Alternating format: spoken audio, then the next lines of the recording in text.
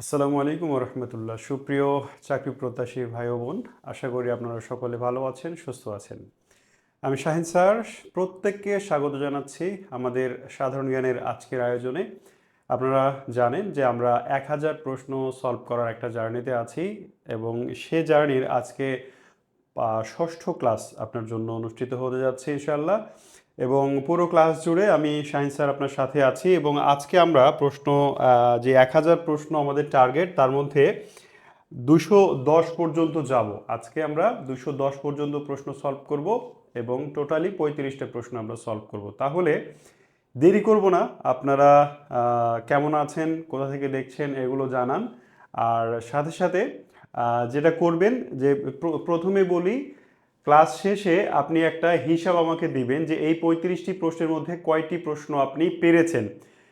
প্রথমেই 1 থেকে 35 পর্যন্ত সংখ্যা লিখে রাখুন, এরপরে যে কয়টা পারবেন টিক চিহ্ন দিয়ে যাবেন এবং শেষে ক্লাস শেষে কমেন্ট করে জানাবেন যে আপনি এই 35-এর মধ্যে কয়টি প্রশ্নের উত্তর নিজে নিজে সঠিকভাবে দিতে পেরেছেন। এটা একটু আজকে প্র্যাকটিস করেন, শুধু আজকে না, এরপর থেকে প্রত্যেক দিন এটা প্র্যাকটিস করবেন। তাহলে আমরা শুরু করব আজকের ক্লাস।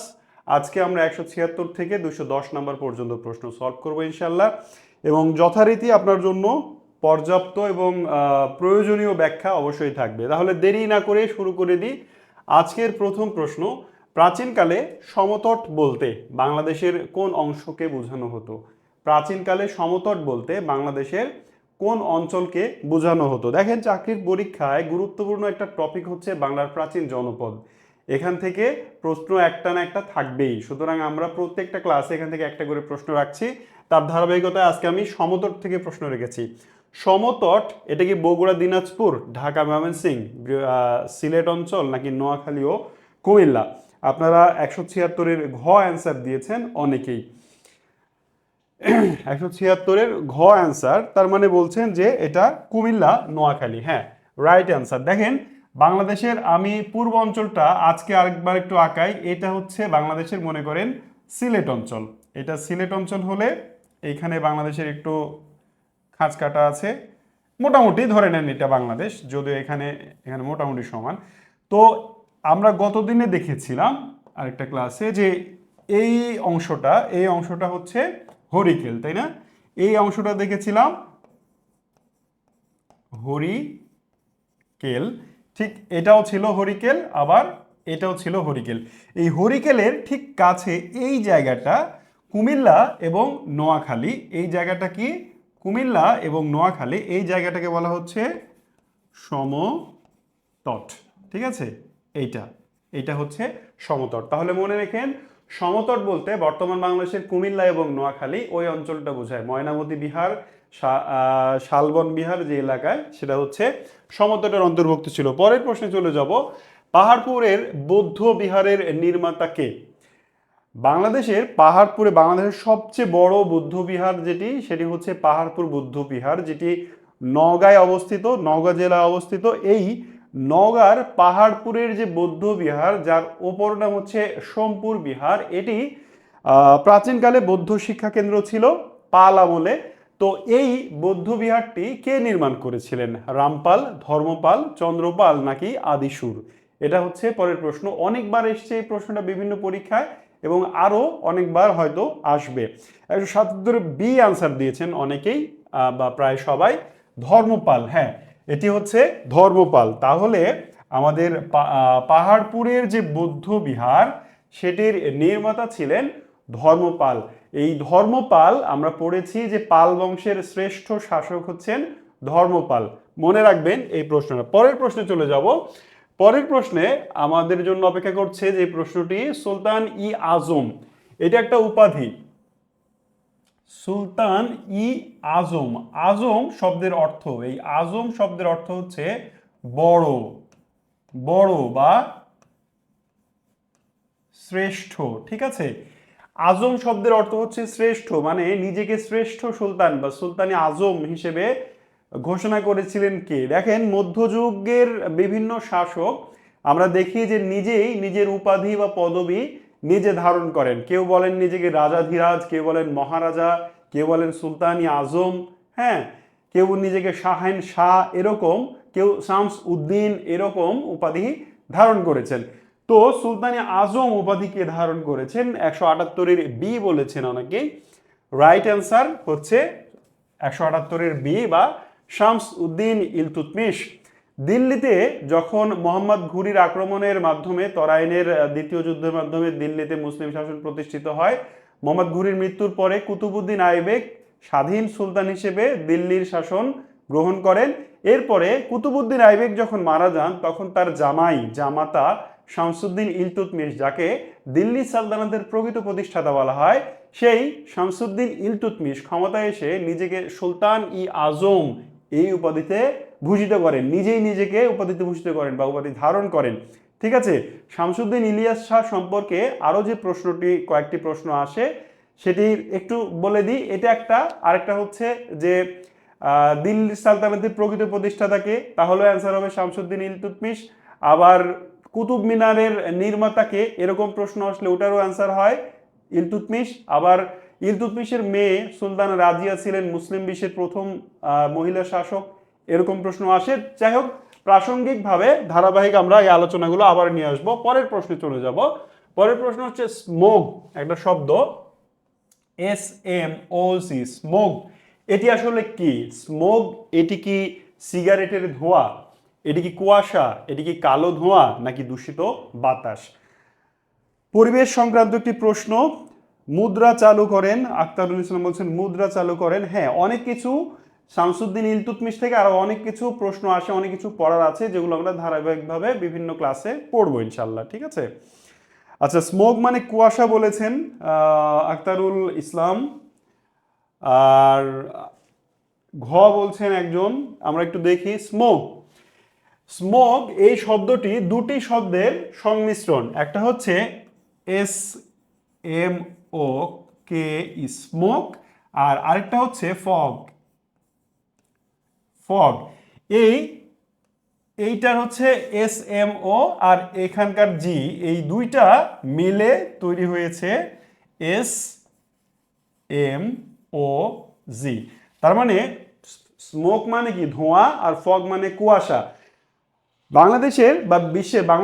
বিশ্বের বিভিন্ন শহরগুলোতে গাড়ির কলকারখানার ধোঁয়া, কালো ধোঁয়ার সাথে কুয়াশা মিশ্রিত হয়ে বাতাসের যে দূষণ হয় তাকে বলা হয় স্মোগ। তার মানে এটির সঠিক উত্তর হচ্ছে দূষিত বাতাস। মনে রাখবেন, স্মোগ মানে কুয়াশা প্লাস হচ্ছে যে কি দূষিত, মানে কালো ধোঁয়া সমান সমান দূষিত বাতাস, এটা হচ্ছে অ্যান্সার। স্মোগ মানে তাহলে দূষিত বাতাস। পরের প্রশ্ন, চিরস্থায়ী বন্দোবস্ত প্রবর্তন করা হয় কত সালে? চিরস্থায়ী মানে যেটা চিরদিনের জন্য স্থায়ী। প্রশ্ন হয় চিরস্থায়ী বন্দোবস্ত কি, চিরস্থায়ী বন্দোবস্ত ব্যবস্থা কে চালু করেন, চিরস্থায়ী বন্দোবস্ত ব্যবস্থা কত সালে চালু হয়? এই তিনটি প্রশ্ন অনেকবার এসছে, চিরস্থায়ী থেকে এই তিনটি মূল প্রশ্ন অনেকবার এসছে। তো এখানে সালটা আসলে প্রশ্ন 1793 বলেছেন, যারা অ্যান্সার দিচ্ছেন অনেকেই, প্রায় সবাই 1793 বলেছেন। রাইট, চিরস্থায়ী বন্দোবস্ত 1793 সালে চালু হয় এবং চিরস্থায়ী বন্দোবস্ত করেছিলেন লর্ড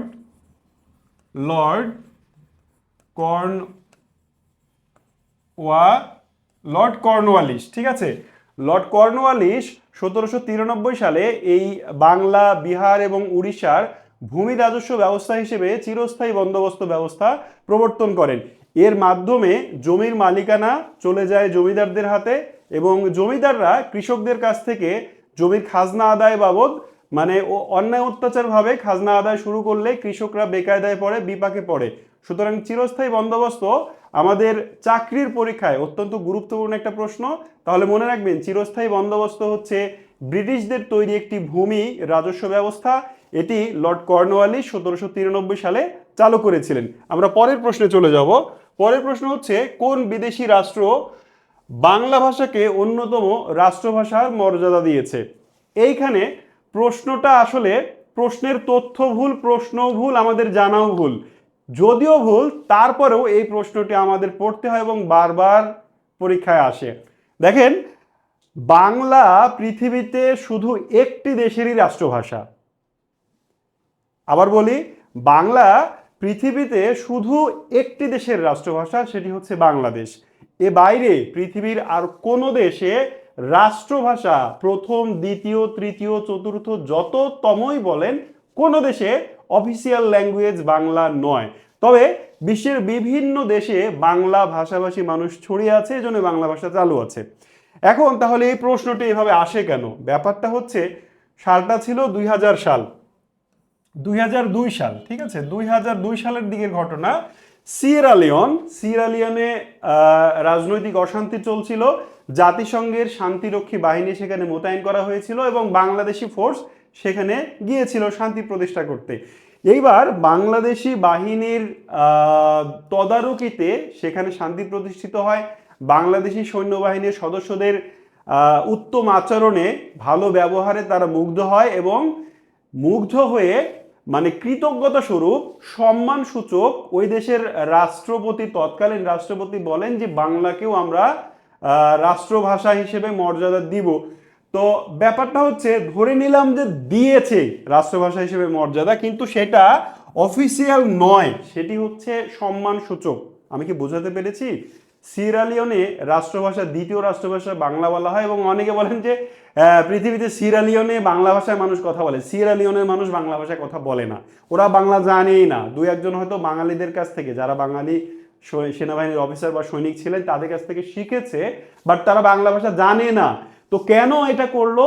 এই যে বাঙালি অফিসারদের তত্ত্বাবধানে তাদের দেশে শান্তি ফিরে এসেছে, এই জন্য কৃতজ্ঞতা স্বরূপ এবং সম্মান সূচকভাবে তারা এটা দেয়। দেখেন, আমরা মাঝে মাঝে শুনি যে অমুক বিশ্ববিদ্যালয়, ঢাকা বিশ্ববিদ্যালয় অমুক ব্যক্তিকে সম্মান সূচক ডিলিট ডিগ্রি প্রদান করেছে। তো আসলে এইটা কি ওই ওই যে ব্যক্তি, ধরেন আমি শাহিন, আপনারা বললেন যে শাহিন স্যার এত ভালো ক্লাস নেন যে শাহিন স্যারকে একটা ডিগ্রি প্রদান করা উচিত। এবার আপনাদের দ্বারা অনুপ্রাণিত হয়ে ঢাকা বিশ্ববিদ্যালয় বা অক্সফোর্ড বা ক্যামব্রিজ, না অতদূর না যাই, ঢাকা ইউনিভার্সিটি আমাকে সম্মানসূচক একটা ডিলিট ডিগ্রি প্রদান করলো। তো আমি পড়ে কি সেই ডিগ্রি অর্জন করেছি? তার মানে কি আমি পড়ে রিসার্চ করে ডিগ্রি অর্জন করেছি? না, আমাকে সম্মানসূচক দেওয়া হয়েছে। জাস্ট এইভাবেই সিয়েরা-লিওন বাংলাকে সম্মানসূচক সম্মান দিয়ে দ্বিতীয় রাষ্ট্রভাষার মর্যাদা দিয়েছে, এরকম একটা প্রচলিত আছে, কিন্তু তথ্যটি 100% মানে রাষ্ট্রভাষা হিসেবে তারা ইউজ করে এরকম না, ঠিক আছে? তাহলে আমরা যাই হোক না কেন মনে রাখবো সিয়েরা-লিওন। আমরা পরের প্রশ্নে যাব। পরের প্রশ্ন হচ্ছে, সেপ্টেম্বর অন যশোর রোড কবিতাটির রচয়িতা কি? এতবার এসেছে পরীক্ষায়, এতবার এসেছে। আপনার চাকরির মানে প্রিভিয়াস জব সলিউশন একটা খুলে দেখেন, আপনি অ্যাডমিশন টেস্টের একটা প্রশ্ন ব্যাংক খুলে দেখেন, কতবার এসেছে বাংলাদেশের বিভিন্ন চাকরির পরীক্ষায় বা প্রতিযোগিতামূলক পরীক্ষায়। এই বইটার নাম যে কতবার এসেছে। বাংলাদেশে যখন মুক্তিযুদ্ধ হচ্ছিল তখন একজন কবি, তিনি কলকাতা থেকে বাংলাদেশের দিকে, যশোর রোড বলা হয় এখনো, কলকাতা থেকে বাংলাদেশের ওই যে যশোরে বন্দরে আসা পর্যন্ত যে রাস্তা, তাকে বলা হয় যশোর রোড। এই যশোর রোডে এই কবি, তিনি সেপ্টেম্বরে ঘুরতে এসেছিলেন, বাংলাদেশের শরণার্থীদের দেখে তিনি এখান থেকে একটি কবিতা লিখলেন যার নাম হচ্ছে সেপ্টেম্বর অন যশোর রোড। আপনারা কি আনসার দিচ্ছেন? বি, 182 বি, রাইট, খুবই ভালো, 182 B, Allen Ginsberg. Allen Ginsberg তিনি এই কবিতাটি লিখেন সেপ্টেম্বর অন যশোর রোড। এখান থেকে আরো প্রশ্ন পড়ার আছে, আমরা অন্য আরেকদিন পড়বো সেটা। পরের প্রশ্নে যাব। বাংলাদেশের সংবিধান গ্রন্থের লিপিকার কে? লিপিকার মানে রাইটার, এই লিপিকার মানে হচ্ছে লেখক। লিপিকার মানে কি? লেখক। বাংলাদেশের যে সংবিধান 1972 সালে তৈরি হলো, 34 জন কমিটি, 34 জন সদস্য বিশিষ্ট কমিটি ডক্টর কামাল হোসেনের নেতৃত্বে যেটি গঠিত হয়েছিল, সেই সংবিধান রচিত হওয়ার পরে এই সংবিধান প্রথমেই প্রিন্ট করা হয়নি, প্রথমে হাতে লেখা হয়েছিল। এই সংবিধান কি করা হয়েছিল? প্রথমে হাতে লেখা হয়েছিল। হাতে লেখা ওই সংবিধানের পৃষ্ঠা ছিল 93 পৃষ্ঠা। বাংলাদেশের গণপরিষদের সদস্যরা ওই হাতে লেখা সংবিধানেই স্বাক্ষর করেছিলেন। এবার প্রশ্ন হচ্ছে, বাংলাদেশের সংবিধান হাতে কে লিখেছিলেন? আপনারা কি পারছেন কেউ? হ্যাঁ, যারা উত্তর দিয়েছেন এই প্রশ্নটি তারা সঠিক উত্তর দিয়েছেন, শিল্পী আব্দুর রউফ। মনে রাখবেন, বাংলাদেশ সংবিধান তৈরি হওয়ার পরে এই সংবিধান প্রথমে হাতে লেখেন আব্দুর রউফ, এবং হাতে লেখা সংবিধান ছিল 93 পৃষ্ঠা। এরপরে স্বাক্ষর করার পরে পৃষ্ঠা সংখ্যা বেড়েছিল। আমরা পরের প্রশ্নে যাব।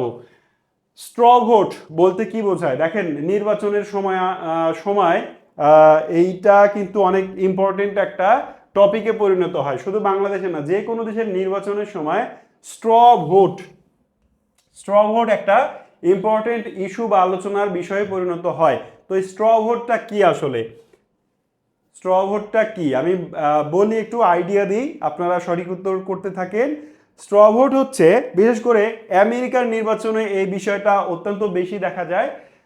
মূল ভোট হওয়ার আগেই সংবাদ মাধ্যম, বিভিন্ন এনজিও বা বিভিন্ন বেসরকারি প্রতিষ্ঠানের জরিপ হয়, জনমত জরিপ। হ্যাঁ, এখনো ধরেন যে একটা পত্রিকা একটা জরিপ করলো যে নির্বাচনে মানে আপনি কি পরিবর্তন চান বা আপনি কোন দলকে সাপোর্ট করছেন, এরকম অনলাইন একটা জরিপ হলো, একটা পত্রিকা, একটা সংগঠন, তারা যে জরিপ করে, এটা কি আসলে অ্যাকচুয়াল ভোট? না, অ্যাকচুয়াল ভোট না। হ্যাঁ, এটাকে বলা হয় স্ট্র ভোট। অপশন ক হচ্ছে সঠিক উত্তর, unofficial pool of public opinion. পাবলিকদের, জনগণের মানে আনঅফিসিয়াল একটা মতামত বা জরিপ, জনমত জরিপ করা যাকে বলি আমরা, সেটি হচ্ছে স্ট্র ভোট। অত্যন্ত ইম্পর্টেন্ট প্রশ্ন, ভালো করে মাথায় রাখবেন। স্ট্র ভোট মানে হচ্ছে, বাংলায় যদি অপশন থাকে তাহলে হবে জনমত জরিপ বা জনপ্রিয়তা জরিপ, জনমত জরিপ। আর ইংরেজিতে অপশন থাকলে 16তম বিসিএস এইভাবে এসছে প্রশ্নটা, unofficial pool of public opinion. এর পরের প্রশ্নে আমরা যাব, বাংলাদেশের অভ্যন্তরে। ভালো করে খেয়াল করবেন, প্রশ্ন ভালো করে খেয়াল করতে হবে। বাংলাদেশের অভ্যন্তরে উৎপাদিত, বিক্রিত ও ব্যবহৃত দ্রব্যের উপরে সরকার কর্তৃক যে আরোপিত কর, তাকে কি বলা হয়? এমন একটি প্রোডাক্ট যেগুলো বাংলাদেশের ভেতরেই উৎপন্ন হয়েছে, বাংলাদেশের ভেতরেই বিক্রি হচ্ছে এবং বাংলাদেশের ভেতরেই এটার ব্যবহার হচ্ছে, এইটা এরকম প্রোডাক্টে যে করগুলো নির্ধারণ করা হয়, সেগুলো কি আয়কর, এটা কি আবগারি কর, এটা কি বিক্রি কর, নাকি বাণিজ্য কর? আপনাকে ট্যাক্স সম্পর্কে খুবই চমৎকার এবং স্বচ্ছ ধারণা রাখতে হবে। প্রত্যক্ষ কর দুই ধরনের হয়, একটা হচ্ছে প্রত্যক্ষ কর। কর হয় কয় প্রকার? একটা হয় প্রত্যক্ষ কর আর আরেকটা হয় পরোক্ষ কর। ঠিক আছে, প্রত্যক্ষ কর মানে সরকার ডিরেক্ট আপনার পকেট থেকে যে করটা কেটে নেয় তাকে প্রত্যক্ষ কর বলে। যেমন আয়কর, আপনি ইনকাম করছেন, মনে করেন আপনি সরকারি চাকরি করেন, আপনি ইনকাম করছেন, আপনার পার মান্থ বেতন 30,000 টাকা, কিন্তু তার উপরে ধরেন যে একটা পার্সেন্ট দিয়ে 500 টাকা বা 1,000 টাকা বা 1500 টাকা কর হলো, আপনি কিন্তু বেতন 30,000 টাকা পেলেন, কিন্তু 30,000 টাকায় বেতন উঠাতে পারবেন না, তার ভিতর থেকে 1500 টাকা সরকার আগেই আপনার কাছ থেকে কেটে রাখবে। এটা হচ্ছে প্রত্যক্ষ কর। এরকম আরো কিছু বিষয় আছে। আর পরোক্ষ কর হচ্ছে যেটা আপনি ডিরেক্ট আপনার পকেট থেকে সরকার নেয় না। যেমন ধরেন, আপনি বাজার থেকে এক প্যাকেট বিস্কিট কিনলেন, আপনি বাজার থেকে এক প্যাকেট কি করেছেন, 50 টাকা প্যাকেটের এক প্যাকেট বিস্কিট কিনেছেন। এই বিস্কিটটা উৎপাদন করতে কোম্পানির খরচ হয়েছে 40 টাকা। ধরে নিলাম কোম্পানির খরচ হয়েছে কত? 40 টাকা খরচ হয়েছে। এবার কোম্পানি 5 টাকা লাভ করবে এই বিস্কিটে, দিয়ে কোম্পানি এটা বিক্রি করেছে 45 টাকা, কিন্তু আপনি কিনেছেন এই বিস্কিটটা 50 টাকা। এই যে সাথে আরো 5 টাকা যে যোগ হলো, এটার নাম ভ্যাট, এটার নাম ট্যাক্স, এটার নাম আবগারি শুল্ক। ঠিক আছে, এটি আপনি সরাসরি আপনি সরকারকে দিচ্ছেন না, এটা কোম্পানিকে দিচ্ছেন, আর কোম্পানি কি আবার সরকারকে দিচ্ছে। অর্থাৎ কোম্পানি থেকে এই প্রোডাক্টটা যখন বাইরে বের হয়ে আসছে, তখনই সরকার এর ট্যাক্সটা নিয়ে নিচ্ছে, আর বিক্রি হওয়ার পরে তারপরে কোম্পানি আপনার কাছ থেকে দিচ্ছে। এটাকে বলা হয় আবগারি শুল্ক। আমাদের প্রশ্নের অ্যান্সার আবগারি শুল্ক। ঠিক আছে, পরেরটাতে যাব আমরা। ট্যারিফ কমিশন কোন মন্ত্রণালয়ের অধীনে? এটাও বাংলাদেশের অর্থনীতি থেকে একটি প্রশ্ন। ট্যারিফ কমিশন, এই ট্যারিফ কমিশন বাণিজ্য, অর্থ, পরিকল্পনা নাকি শিল্প মন্ত্রণালয়ের অধীনে? ট্যারিফ কমিশন সহ আরো কয়েকটা প্রতিষ্ঠান আছে, যেমন BIDA, Bangladesh investment development authority, BIDA. আপনারা টিসিবির নাম শুনেছেন, টিসিবি। টিসিবি ওই যে রাস্তার ধারে স্বল্প আয়ের মানুষরা ট্রাকে করে যে বিক্রি করা হয়, আমি আগে ভাবতাম টিসিবি মানে হচ্ছে ট্রাকে করে বিক্রি। হ্যাঁ, এই যে টিসিবি এর ফুল ফর্ম, আমি যখন মানে আগে বিটিভিতে খবর শুনতাম যে টিসিবিতে ধান চাল কে বলে যে তেল তেল বিক্রি করা হচ্ছে, তো ভাবতাম যে টিসিবি মানে কি, তো দেখি যে এটা ট্রাকে করে বিক্রি করা হয়, একটা খোলা ট্রাক এসে দাঁড়ায় আর মানুষ লাইন ধরে কেনে, তার মানে টিসিবি মানে হচ্ছে ট্রাকে করে বিক্রি, মিলছে তো? আসলে ট্রাকে করে বিক্রি না, টিসিবি মানে হচ্ছে ট্রেডিং কর্পোরেশন অফ বাংলাদেশ। তাহলে BIDA, trading corporation of Bangladesh, তারপরে হচ্ছে বাংলাদেশের ট্যারিফ কমিশন, বাংলাদেশের চা বোর্ড, এই সবগুলোই বাংলাদেশের বাণিজ্য মন্ত্রণালয়ের অধীনে। মনে থাকবে? বাংলাদেশের মনে হবে, দেখেন কনফিউজিং কিন্তু, বাণিজ্য, অর্থ, পরিকল্পনা, শিল্প, অন্তত এই তিনটা, বাণিজ্য, অর্থ আর শিল্প, এই তিনটা কিন্তু কাছাকাছি, মানে এই ক্ষেত্রগুলোতে মনে রাখতে হবে বাণিজ্য মন্ত্রণালয়ের অধীনে এই এই এই বিষয়গুলো। পরের প্রশ্নে যাব, পাটের জন্ম রহস্য উদ্ভাবন করেন কে, বা পাটের জিনোম সিকুয়েন্স আবিষ্কার করেন কে? দেখেন বাংলাদেশে যে অর্থ মন্ত্রণালয় বলেছেন শারমিন আক্তার, অর্থ মন্ত্রণালয় হবে না, ঠিক আছে, বাণিজ্য মন্ত্রণালয় হবে। আচ্ছা, টিসিবি মানে টাকি করে বিক্রি, এটা কে বলছেন যে আমিও ভাবতাম এরকম, হ্যাঁ আমি আসলে এটা ভাবতাম যে টি মানে হচ্ছে ট্রাকে, সি মানে হচ্ছে করে, আর বি মানে হচ্ছে বিক্রি। তো বললামই তো আসলে আসল কথা। তো যাই হোক, পাটের জন্ম রহস্য উদ্ভাবন করেন কি? বাংলাদেশের কৃষিক্ষেত্রে গবেষণা সবচেয়ে মানে এগিয়ে, ঠিক আছে, বাংলাদেশে পাটের জন্ম রহস্য, ধনচার জন্ম রহস্য, ইলিশ মাছের জিনোম সিকোয়েন্স, এগুলো কিন্তু আবিষ্কৃত হয়েছে। তো অনেকে প্রশ্ন করতে পারেন, স্যার পাটের জীবন রহস্য উন্মোচন করে আসলে কাজ কি হয়েছে, ধনচার জীবন রহস্য উন্মোচন করে ব্যাপার মানে উপকার কি? হ্যাঁ, কোনো একটা ফসলের বা উদ্ভিদের বা কোনো জীবের জিনোম সিকোয়েন্স আবিষ্কারের মাধ্যমে তার থেকে আরো উন্নত জাত এবং বিভিন্ন ধরনের আরো মানে জাত উদ্ভাবন করা সম্ভব, এবং ওই মানে বিষয়টার উন্নয়ন করা সম্ভব হয়, ঠিক আছে। তো যাই হোক, এইটার অ্যান্সার হচ্ছে মাকসুদুল আলম। মাকসুদুল আলম বাংলাদেশের একজন বিজ্ঞানী, কৃষি বিজ্ঞানী, তিনি পাটের জন্ম রহস্য বা জিনোম সিকোয়েন্স উদ্ভাবন বা আবিষ্কার করেন। মনে রাখবেন, এরকম আরো কিছু বিষয় আছে, ধনচা আছে, ইলিশ আছে, এগুলো আমরা পর্যায়ক্রমিক দেখবো ইনশাল্লাহ। পরেরটা দেখবো, বাংলাদেশের জাতীয় পতাকার ডিজাইনার কে? বাংলাদেশের জাতীয় পতাকার ডিজাইনার কে?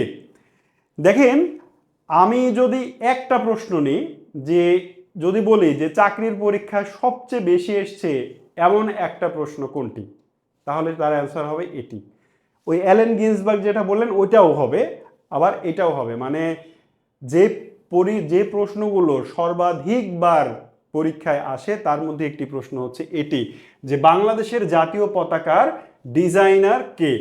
অনেক জায়গায় এসছে, তার মধ্যে আমি কয়েকটা মাত্র এখানে সোর্স রেখেছি, আপনারা একটু দেখে নিন। তো বাংলাদেশের জাতীয় পতাকার ডিজাইনার বলতে, বাংলাদেশের জাতীয় পতাকা তো দুইটি, একটি হচ্ছে প্রাথমিক পতাকা আর একটি হচ্ছে বর্তমান পতাকা। প্রাথমিক পতাকা ছিল যে এরকম চার কোনা পতাকার মধ্যে জাস্ট এখনকার মতোই, কিন্তু এর মধ্যে বাংলাদেশের ম্যাপ ছিল, তাই না? এর মনে করেন বাংলাদেশের ম্যাপ আলা একটা পতাকা ছিল। তো ওই ম্যাপ দুই পারেই, ওটার ডিজাইনার ছিলেন শিবনারায়ণ দাস।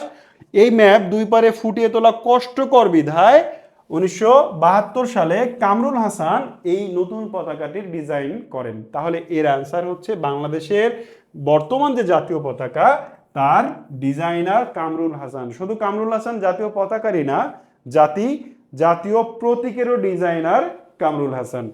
এটা এটা যেন কখনোই ভুলে যাবেন না, এই প্রশ্নের উত্তরটা, ঠিক আছে? শুধু এটা না, কোনোটাই ভুলে যাবেন না, কারণ সবগুলোই পরীক্ষায় আসার মতো প্রশ্ন। পরেরটা, কোন আদিবাসী সম্প্রদায় পার্বত্য চট্টগ্রাম অঞ্চলের বাইরে বসবাস করে? বাংলাদেশে যে আদিবাসী বা ক্ষুদ্র নৃগোষ্ঠী সম্প্রদায় আছে 50টি, বাংলাদেশের যে 2022 সালের জনশুমারি, সেই অনুযায়ী বাংলাদেশে আদিবাসী বা ক্ষুদ্র নৃগোষ্ঠীর সংখ্যা হচ্ছে 50টি।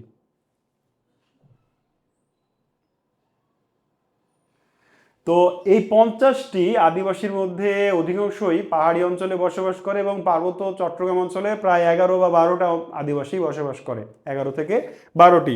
তো তার মধ্যে চাকমা আছে, ত্রিপুরা, মারমা, এরা কিন্তু পার্বত্য চট্টগ্রাম অঞ্চলে বসবাস করে। কিন্তু হাজং এই উপজাতিটি, এই সম্প্রদায়টি চট্টগ্রাম বা পার্বত্য চট্টগ্রাম অঞ্চলে বসবাস করে না। পার্বত্য চট্টগ্রাম মানে 3টি জেলাকে বোঝায়। পার্বত্য চট্টগ্রাম মানে বোঝায় হচ্ছে কে আর বি।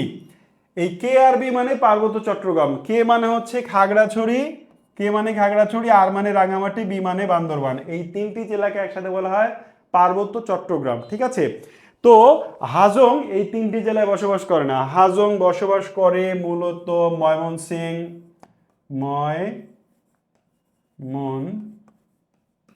ময়মনসিংহ, তারপরে হচ্ছে নেত্রকোনা,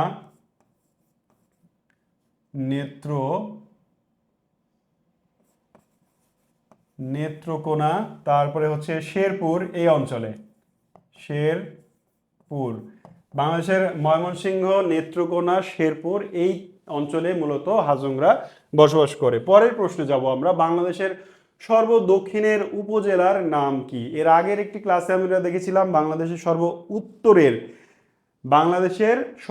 উত্তরের উপজেলা দেখেছিলাম আমরা। আজকে আমরা দেখছি সর্বদক্ষিণের। সর্ব উত্তরের জেলা ছিল পঞ্চগড়, উত্তরের উপজেলা ছিল তেঁতুলিয়া এবং উত্তরের স্থান ছিল বাংলাবান্ধা। আর সর্বদক্ষিণের এটা হচ্ছে জেলা, এটা কি জেলা না, সরি উপজেলা, সর্বদক্ষিণের উপজেলা। এবার যদি বলি সর্বদক্ষিণের কি যদি বলি জেলা, তাহলে সেটি হবে কক্সবাজার। আর যদি বলি স্থান, সর্বদক্ষিণের স্থান যদি বলি তাহলে হবে সেন্ট মার্টিন।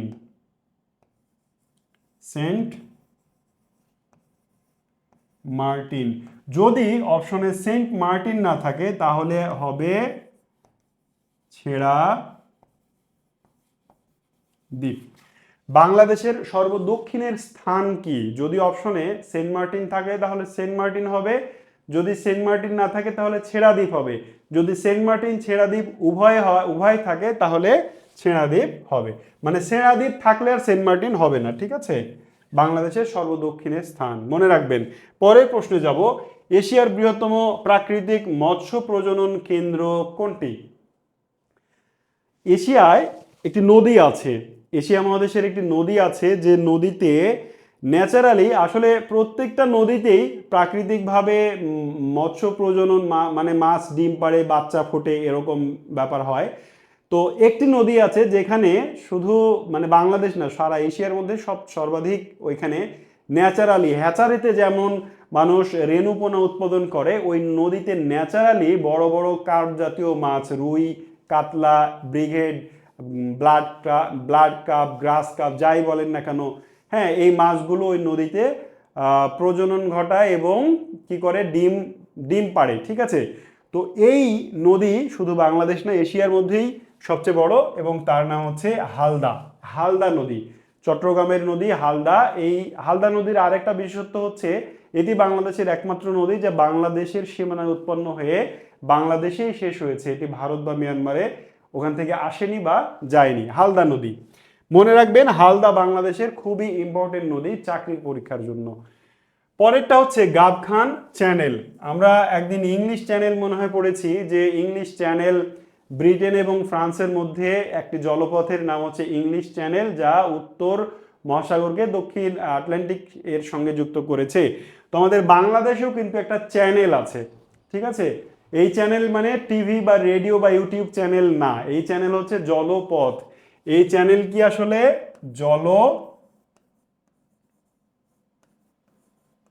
জলপথ।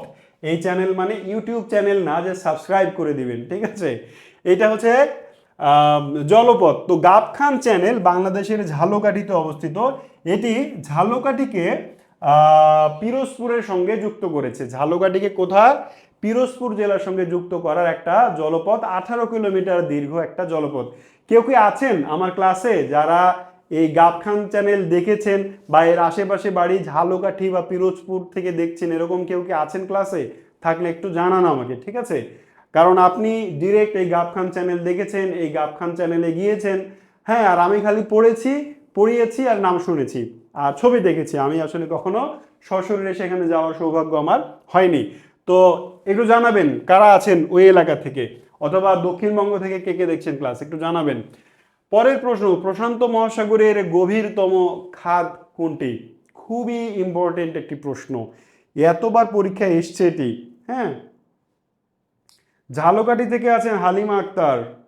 ঝালকাঠিতে হালিমা আক্তারের বাসা, একদিন বেড়াতে চলে যাবো আমরা সবাই, গাবখান চ্যানেলে নৌকা ভ্রমণ করে আসবো। আচ্ছা, প্রশান্ত মহাসাগরের গভীরতম খাত কোনটি? এই বিশাল প্রশান্ত মহাসাগরের নিচে সব জায়গায় সমান না। আমরা যদি ভাবি যে সাগরের নিচে সব সমান, তাহলে ভুল হবে। এই যে প্রশান্ত মহাসাগর, এর নিচে এমন একটা গভীর খাত আছে যার মানে যার গভীরতা 11,000, আচ্ছা 11,000 না লিখে আমি 11 কিলোমিটার লিখি, তাহলেই সুবিধা হবে। 11 কিলোমিটার বললে আপনারা সহজে বুঝবেন। প্রশান্ত মহাসাগরে এমন একটা জায়গা আছে, এটা হচ্ছে জল, এটা হচ্ছে পানি, যার গভীরতা 11,000 মিটারেরও বেশি বা 11 কিলোমিটারেরও বেশি। এই গভীরতম খাতের নাম কি? অনেকেই সঠিক উত্তর দিয়েছেন, মারিয়ানা স্ট্রেঞ্জ। মারিয়ানা স্ট্রেঞ্জের গভীরতা কত? এটাও পরীক্ষা আসে, মারিয়ানা স্ট্রেঞ্জের গভীরতা কত? প্রশ্ন এখানে তিনভাবে আসে। নাম্বার 1, প্রশান্ত মহাসাগরের গভীর খাত কোনটি? মনে রাখবেন, যেটি প্রশান্ত মহাসাগরের গভীর খাত, এই জায়গাটাই পৃথিবীর সবচেয়ে গভীরতম জায়গা। তাহলে প্রশ্ন এভাবেও আসে, পৃথিবীর গভীরতম জায়গা কোনটি? Mariano strange. আবার ম্যারিয়ানা ট্রেঞ্চ, হ্যাঁ। আবার যদি বলে যে এর গভীরতা কত, এটা কিলোমিটারও থাকতে পারে, মিটারও থাকতে পারে, মানে 1000 মিটার সমান 1 কিলোমিটার, এটা তো জানেন। তো যদি আপনি 11 কিলোমিটার মনে রাখেন, তাহলেই বুঝতে পারবেন এটা 11,000 মিটার। মিটারে বললে 11,000 মিটার, আর কিলোমিটারে বললে 11 কিলোমিটার। আপনার আমাদের যে এভারেস্ট আছে, মাউন্ট এভারেস্ট, তার উচ্চতা 8,848 মিটার। তার মানে ওই এভারেস্টকে যদি উল্টা করে এখানে চুবিয়ে দেওয়া যায়, তাহলে এভারেস্ট মানে এর তলায় গিয়ে ঠেকতে পারবে না, এত গভীর এটা। তো যাই হোক, আমরা পরের প্রশ্নে যাব।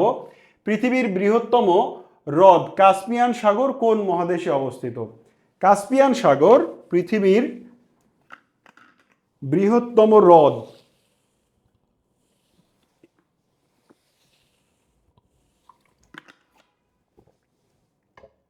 কাস্পিয়ান, এটি কোন মহাদেশে অবস্থিত? 193, 94 নম্বর প্রশ্ন আমাদের এটি। এশিয়া, উত্তর কোরিয়া, আফ্রিকা, অস্ট্রেলিয়া।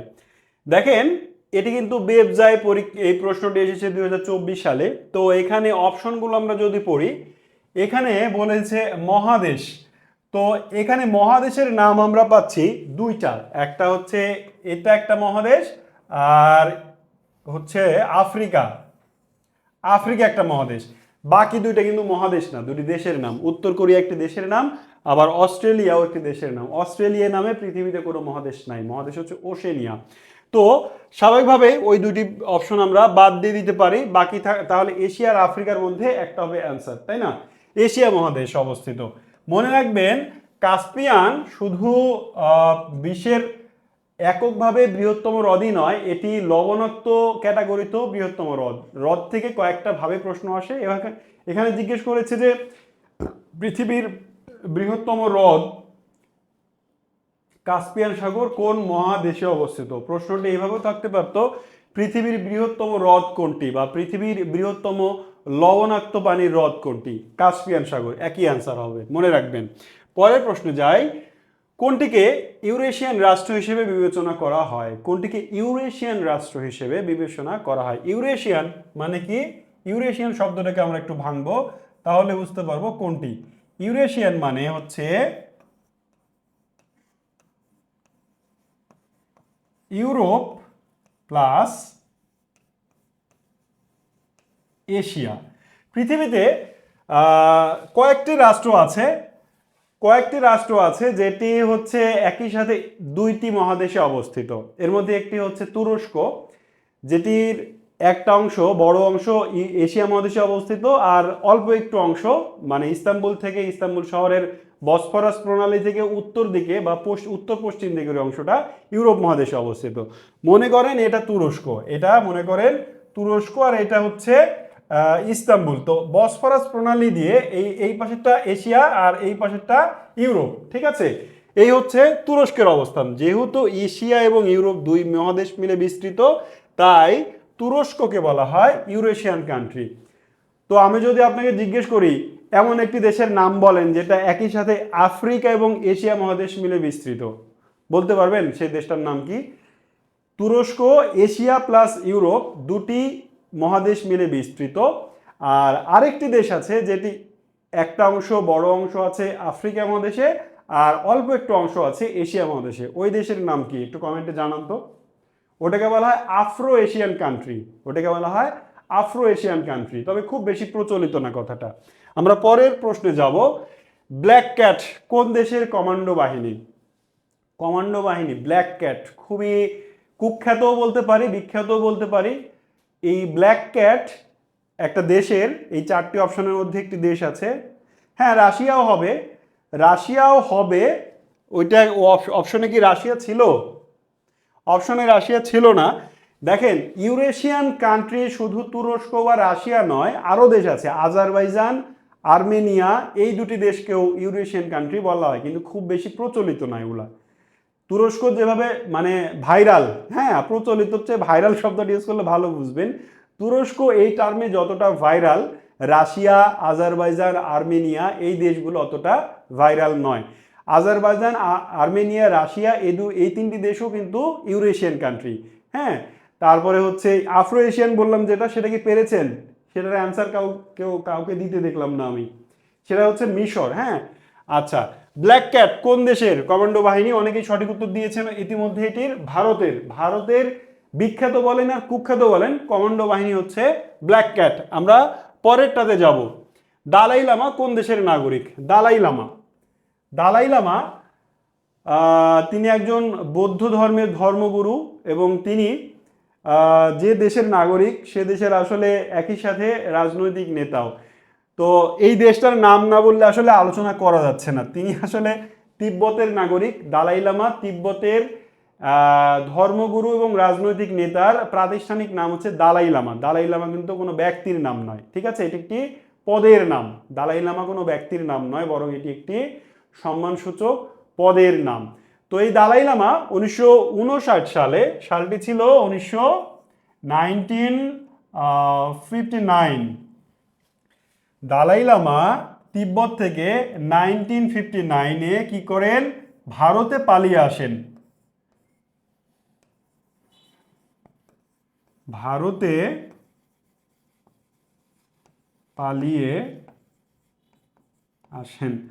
আসলে পালিয়ে যাওয়া নেতা ভারতে বেশ কয়েক, মানে অন্তত দুইজন আমরা পাচ্ছি। একজন আমাদের দেশের, আরেকজন হচ্ছে যে তিব্বতের। তো দালাই লামা তিব্বতের নাগরিক। তিনি রাজনৈতিক কারণে চীন যখন সেখানে অভিযান চালায় তখন তিনি 1959 সালে ভারতে আশ্রয় লাভ করেন, রাজনৈতিক আশ্রয় লাভ করেন।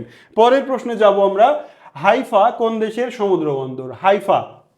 হাইফা একটা সমুদ্র বন্দরের নাম। সেটি কোন দেশের? আমি বলেছি যে সমুদ্র বন্দর সম্পর্কে আপনাকে ভালো ধারণা রাখতে হবে। আকিয়াব, আকাবা, তারপরে হচ্ছে বন্দর আব্বাস, হ্যাঁ, তারপরে হচ্ছে আলেকজান্দ্রিয়া, হাইফা, এই বন্দরগুলো ঘুরে ফিরে প্রায় আসে। হ্যাঁ, হাম্বান টোটা এগুলো প্রায় আসে। হাইফা ইসরায়েলের প্রধান সমুদ্র বন্দর হচ্ছে হাইফা, মনে রাখবেন, হাইফা ইসরায়েলের সমুদ্র বন্দর। পরের প্রশ্ন, পৃথিবীর কোন অঞ্চল বলকান নামে পরিচিত? বলকান পৃথিবীর একটি ভৌগোলিক অঞ্চলের নাম হচ্ছে বলকান।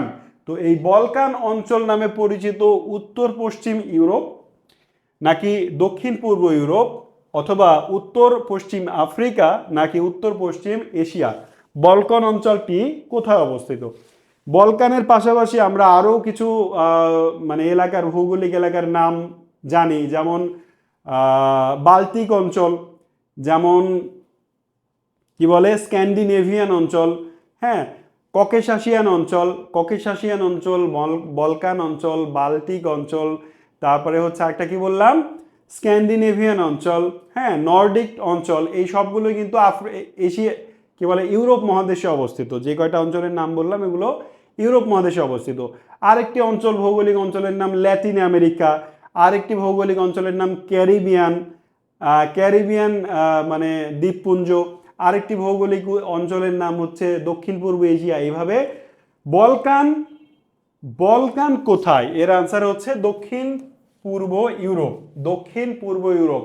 তুরস্ক পার হয়েই যে অঞ্চলটা, যেখানে গ্রিস, রোমানিয়া, হাঙ্গেরি, বুলগেরিয়া এরকম 13টি রাষ্ট্র নিয়ে বলকান অঞ্চল গঠিত। বলকান মূলত একটি পর্বতের নাম। বলকান শব্দের অর্থ হচ্ছে এক সারি পর্বত। বলকান অর্থ এক সারি পর্বত বা পর্বতের সারি, পর্বতের সারি। তো বলকান পর্বতের পাদদেশ দিয়ে যে 13টি দেশ আছে ইউরোপ মহাদেশের দক্ষিণ পূর্ব দিকে, তাকে বলা হয় বলকান অঞ্চল। পরের প্রশ্নে যাব আমরা। হিটলারের গোপন পুলিশ বাহিনীর নাম কি? এটি দ্বিতীয় বিশ্বযুদ্ধ থেকে একটি প্রশ্ন। দ্বিতীয় বিশ্বযুদ্ধের অন্যতম নায়ক বা দ্বিতীয় বিশ্বযুদ্ধ যার মাধ্যমে, যার কারণে শুরু হয়েছিল, তিনি হচ্ছেন অ্যাডলফ হিটলার। অ্যাডলফ হিটলার একই সাথে মানুষের কাছে, বর্তমান পৃথিবীর মানুষের কাছে নিন্দিত এবং নন্দিত। ঠিক আছে, কিছু মানুষ অ্যাডলফ হিটলারকে হিরো বলে মনে করেন, আবার কিছু মানুষ অ্যাডলফ হিটলারকে একজন পাষণ্ড দৈত্য দানব হিসেবে মনে করেন।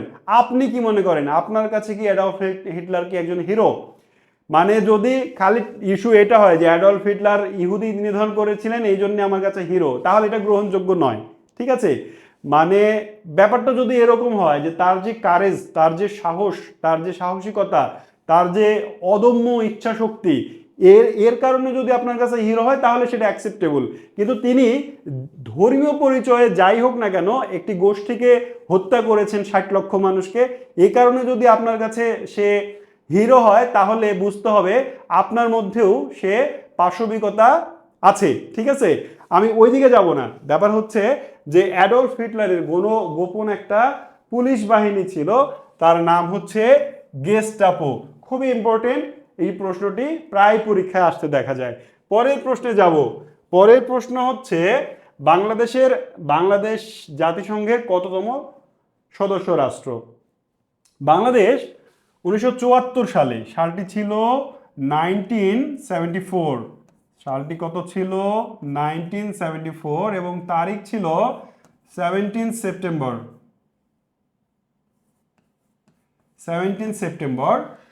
1974 সালের 17 সেপ্টেম্বর বাংলাদেশ জাতিসংঘের সদস্য পদ লাভ করে।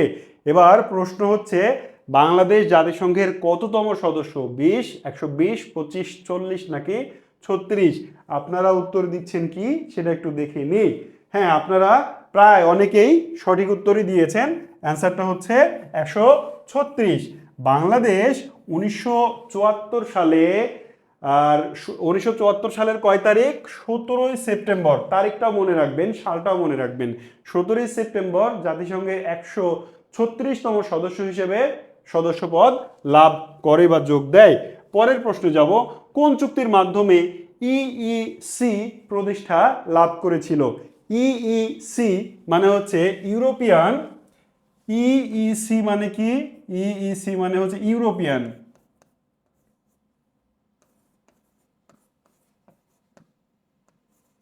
ইউরোপিয়ান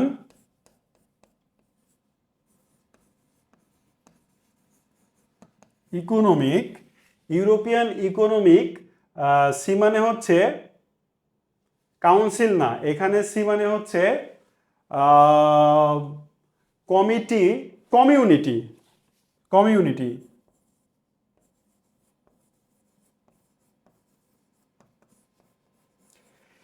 ইউরোপিয়ান ইকোনমিক কমিউনিটি, এটি কোন চুক্তির মাধ্যমে প্রতিষ্ঠিত হয়েছিল? ডি অ্যান্সার দিয়েছেন অনেকেই, কেউ বি বলছেন, কেউ ডি বলছেন। আমরা একটু দেখি। রোম, বি মানে হচ্ছে ম্যাস্ট্রিস, তারপরে হচ্ছে ভিয়েনা, ব্রাসেলস।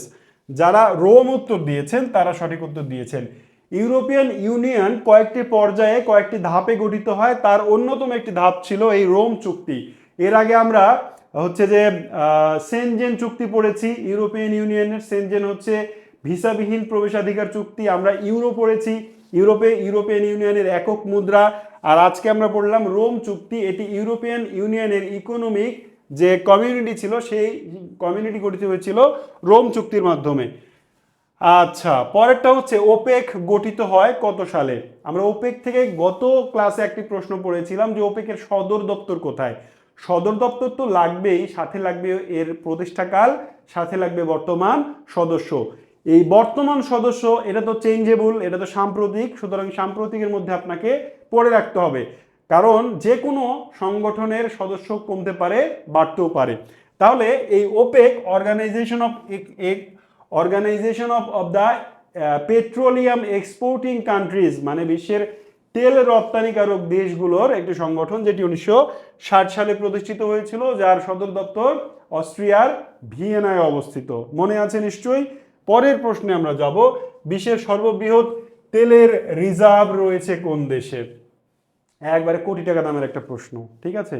এখানে কোটি টাকা দাম বলতে আমি গুরুত্ব বুঝিয়েছি। কোটি টাকা দামের প্রশ্ন, যে বিশ্বে যে তেল উৎপাদনকারী দেশগুলো আছে, আমরা স্বাভাবিকভাবেই দৌড় দিয়ে এই প্রশ্নের অ্যান্সার সৌদি আরব করে দিব। যে আল্লাহ, সৌদি আরব খালি তেলের উপরে ভাসতেছে, হ্যাঁ, সৌদি আরব তেল বিক্রি করেই তো ধনী, সৌদি আরব দিয়ে দিলাম। কেউ কেউ ভাববেন যে না, এটা হচ্ছে রাশিয়া বা ইউএসএ হতে পারে। হ্যাঁ, ইউএসএ বিশ্বের সবচেয়ে বেশি তেল উত্তোলন করে। কি? তিনটে ক্যাটাগরি। একটি হচ্ছে সবচেয়ে বেশি মজুদ আছে, ভিতরে মজুদ আছে, তোলা হোক আর না হোক মজুদ আছে, এটা একটা ক্যাটাগরি। আরেকটা হচ্ছে সবচেয়ে বেশি তেল উৎপাদন করে, উত্তোলন করে, এটি একটা ক্যাটাগরি। আরেকটা হচ্ছে সবচেয়ে বেশি বিক্রি করে, আরেকটা হচ্ছে সবচেয়ে বেশি কেনে। তেল থেকে 4টি প্রশ্ন হয়। সবচেয়ে বেশি মজুদ আছে ভেনেজুয়েলায়, যে ভেনেজুয়েলা মানে হচ্ছে আমেরিকার কাছাকাছি, ল্যাটিন আমেরিকার একটি দেশ ভেনেজুয়েলা। এই ভেনেজুয়েলায় বিশ্বের সবচেয়ে বেশি জ্বালানি তেল, অপরিশোধিত তেল মজুদ আছে।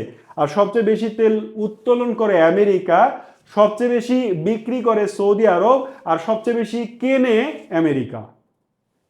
কখনো কখনো কেনা এখানে চীনও আসে। হ্যাঁ, এখানে চেঞ্জেবল তথ্যগুলো। তাহলে এটার অ্যান্সার ভেনেজুয়েলা। পরের প্রশ্ন, ইন্টারপোলের সদর দপ্তর কোথায় অবস্থিত? ইন্টারপোল মানে হচ্ছে ইন্টারন্যাশনাল পুলিশ।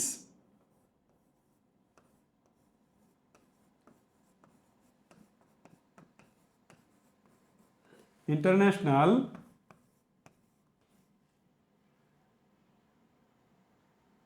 পুলিশ বানান কি? পি, দেখছেন শর্ট টাইম মেমোরি লস একে বলে। যাই হোক, সমস্যা না।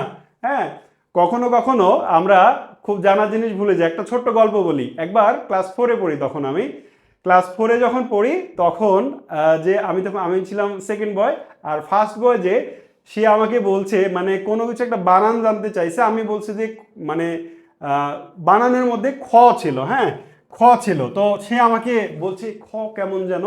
সে কিন্তু ফার্স্ট বয়, কিন্তু খ কেমন সেটা ভুলে গেছে। তার মানে ব্যাপারটা এরকম না যে খ কেমন সে জানে না, হ্যাঁ, সে ভুলে গেছে। তো যাই হোক, ইন্টারপোলের সদর দপ্তর হচ্ছে ফ্রান্সের লিওতে। 1923 সালে প্রতিষ্ঠিত একটি সংগঠন, আন্তর্জাতিক পুলিশ সংগঠন। এটির POLIC, এই দেখছেন কত সুন্দর একটা বানান, আমি ভুলে গেছিলাম। POLICE, এত সুন্দর উপকার কে করলো? হ্যাঁ, অনেকেই লিখেছেন আপনারা, অনেক ধন্যবাদ। যাই হোক, ইন্টারন্যাশনাল পুলিশ অর্গানাইজেশন হচ্ছে ইন্টারপোল, ঠিক আছে। আমি এখানে ভুল করলে সমস্যা নেই, আপনারা যেন সঠিকভাবে মনে রাখেন, তাহলেই হবে। আর আমি ভুল করলে শুধরে দেওয়ার জন্য তো আপনারা আছেনই, তাই না? পরে যাই, গ্রিন হাউস গ্যাস নির্গমন হ্রাস সংক্রান্ত চুক্তি কোনটি? গ্রিন হাউস গ্যাস, আমরা পরিবেশ থেকে প্রত্যেক ক্লাসে একটা করে প্রশ্ন রাখছি, কারণ পরিবেশ গত ইস্যু, ইন্টারন্যাশনাল মানে পরিবেশগত ইস্যু যেটা, সেটা পরীক্ষার জন্য অত্যন্ত গুরুত্বপূর্ণ একটি টপিক, ঠিক আছে।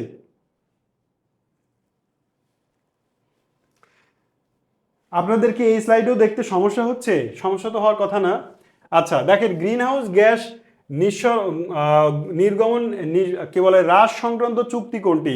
কনফিউজিং, এই প্রত্যেকটাই কিন্তু পরিবেশ সংক্রান্ত চুক্তি। একটা বাসেল কনভেনশন, কার্টাগেনা প্রোটোকল, মন্টিন প্রোটোকল আর কিয়োটো প্রোটোকল, এই প্রত্যেকটা কিন্তু পরিবেশগত। তবে এটার অ্যান্সার হচ্ছে কিয়োটো প্রোটোকল। কিয়োটো প্রোটোকল জাপানের কিয়োটো শহরে এই চুক্তিটি স্বাক্ষরিত হয় 2000 সালের দিকে, আর এটি কার্যকর হয় 2005 সালে। এটি পরিবেশ কি বলে গ্রিন হাউস যে গ্যাসগুলো আছে এগুলো নির্গমন হ্রাস সংক্রান্ত একটি চুক্তি। পরের প্রশ্ন, রোমান সভ্যতার স্থাপত্য নিদর্শন কলোসিয়াম কি? কলোসিয়ামের ছবি আপনারা অনেকেই দেখেছেন, এটা একটা স্টেডিয়ামের মতো একটা জায়গা। তো কলোসিয়াম আসলে কি ছিল, ওখানে কি করা হতো? এদিকে একটি খেলার মাঠ ছিল, এদিকে একটি নাট্যশালা ছিল, এদিকে একটি বিশ্ববিদ্যালয় নাকি উপাসনালয়? এর অ্যান্সার হচ্ছে নাট্যশালা। রোমান সিভিলাইজেশন পড়তে গিয়ে আপনি কলোসিয়াম পাবেন, তো ওই কলোসিয়াম হচ্ছে একটি আসলে নাট্যশালা। পরের প্রশ্ন, অরেঞ্জ রেভুলেশন বা কমলা বিপ্লব কোথায় সংঘটিত হয়েছিল? অরেঞ্জ রেভুলেশন বাংলাদেশে জুলাই বিপ্লব হলো, ইরানে ইসলামী বিপ্লব হয়েছিল, ঠিক আছে, তিউনিসিয়ায় আরব বসন্ত হয়েছিল।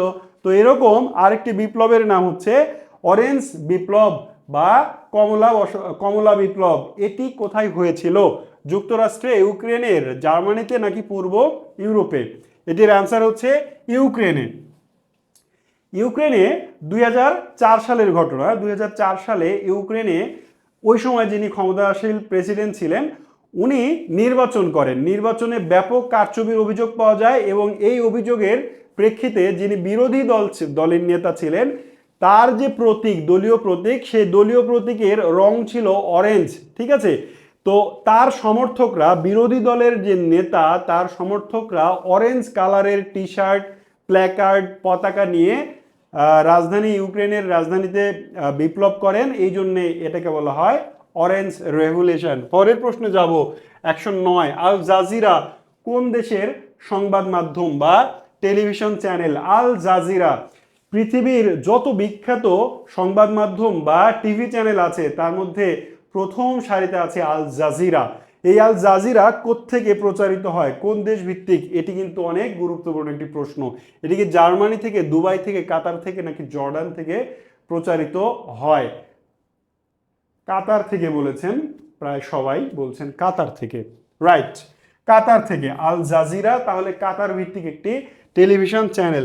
আজকের ক্লাসের শেষ প্রশ্ন, আজকের ক্লাসের শেষ প্রশ্ন, যেখানে আপনাকে মহাকাশ থেকে একটি প্রশ্ন আমি নিয়ে রেখেছি যে কোন গ্রহকে গ্রহরাজ বলা হয়? গ্রহের রাজা, গ্রহরাজ কোন গ্রহকে বলা হয়? নেপচুন, পৃথিবী, বৃহস্পতি নাকি মঙ্গল? দেখেন আমাদের সৌরজগতের যে বিষয়গুলো আছে, বায়ুমণ্ডলের যে বিষয়গুলো আছে, ভূমণ্ডলের যে বিষয়গুলো আছে, সেগুলোও কিন্তু আপনাকে অবশ্যই স্বচ্ছ ধারণা রাখতে হবে। তো এই প্রশ্নটি অনেকবার বিভিন্ন পরীক্ষায় এসেছে। এটার অ্যান্সার কি আমি একটু দেখি। 210-এর ক অ্যান্সার দিচ্ছেন, কেউ সি বলছেন, কেউ ডি বলছেন। তার মানে আপনারা সবাই কিন্তু শিওর না, এক একজন এক একটা বলছেন। কেউ বলছেন নেপচুন, কেউ বলেছেন পৃথিবী, কেউ বলেছেন বৃহস্পতি, কেউ বলেছেন মঙ্গল। দেখেন গ্রহরাজ বলার কারণ হচ্ছে এটি সবচেয়ে বড় সৌরজগতের। সৌরজগৎ মানে কি? এই সূর্যকে কেন্দ্র করে যারা ঘুরছে, যেই গ্রহগুলো ঘুরছে এদের মধ্যে সবচেয়ে যে বড় তাকে বলা হয় গ্রহরাজ, এবং এটি হচ্ছে বৃহস্পতি। মনে থাকবে, বৃহস্পতি সাইজে, ফিগারে সবচেয়ে বড় গ্রহ হচ্ছে বৃহস্পতি, আর সবচেয়ে ছোট গ্রহের নাম হচ্ছে বুধ। বুধ আর বৃহস্পতি পাশাপাশি দুটি দিন, মনে রাখবেন বুধ ছোট, বৃহস্পতি সবচেয়ে বড়। শনি গ্রহের চারিদিক দিয়ে অসংখ্য গ্যাসের বলয় আছে। হ্যাঁ, প্রাসঙ্গিকভাবে, পর্যায়ক্রমিকভাবে এই আলোচনাগুলো ধারাবাহিকভাবে ইনশাল্লাহ আমি রাখবো, টপিক ভিত্তিক একসাথে। মনে করেন যে দেখেন প্রথম ক্লাসে যা ছিল আজকে কি এসে আপনার মানে আইডিয়া একটু বাড়েনি? প্রশ্ন সম্পর্কে একটুও কি ধারণা বাড়েনি? আপনার কি আয়ত্তে আসেনি প্রশ্নগুলো? কমন কি পড়ছে না? টপিক কমন পড়ছে কিন্তু প্রশ্ন আমি রিপিট করছি না। কিন্তু টপিক যখন কমন পড়ছে, দেখেন ওপেক আমি আগেও পড়েছি, আজকেও আসলো। আগে কি, আগে যতটা জানতেন আজকে কি তার চেয়ে বেশি জানলেন না? এভাবে কিন্তু আমাদের ডে বাই ডে 1000তম প্রশ্ন যখন সলভ করব তখন দেখবেন যে প্রায় প্রত্যেকটা, যতগুলো টপিক থেকে প্রশ্ন রেখেছি প্রত্যেকটা টপিকই আপনার কাছে স্বচ্ছ, পরিষ্কার, মধু মধু হয়ে যাবে। ঠিক আছে, মধুর মতো মনে হবে। খালি পরীক্ষার হলে যাবেন আর ওই প্রশ্নগুলো দেখবেন আর গোটা প্রশ্ন পড়বেন, অর্ধেক না গোটা প্রশ্ন পড়বেন আর সুন্দর করে টুক করে বলটা দাগ দিয়ে সঠিক উত্তর দিয়ে দিবেন। ঠিক আছে, এটি হচ্ছে আপনাদের কাজ। তার আগে আপনাকে এগুলো ভালো করে প্র্যাকটিস করতে হবে, আয়ত্ত করতে হবে, মুখস্থ করতে হবে। 4000 প্রশ্ন, আপনি কি ভাবছেন 4000 প্রশ্ন আপনি যদি আপনার ঠোঁটস্থ, মুখস্থ, আত্মস্থ থাকে তাহলে চাকরির বাজারে আপনাকে ঠেকানো অত সহজ হবে না। আজকের ক্লাস শেষ করব এখানেই। আজকে আমরা 210 পর্যন্ত প্রশ্ন পড়লাম। এরপরে ইনশাল্লাহ পরবর্তী 35টি প্রশ্ন নিয়ে পরের ক্লাসে আপনার সঙ্গে আমার দেখা হবে। তো কোথায় পিডিএফ পাবেন সবাই জানেন, গ্রুপে অ্যাড হয়ে যাইতে হবে যারা এখনো হননি, গ্রুপে আমরা পিডিএফ দিব। আর আপনার সাথে আবারও দেখা হচ্ছে ইনশাল্লাহ আমার পরের ক্লাসে পরের 35টি প্রশ্ন নিয়ে। ততক্ষণ পর্যন্ত সবাই ভালো থাকুন, সুস্থ থাকুন, আল্লাহ হাফেজ।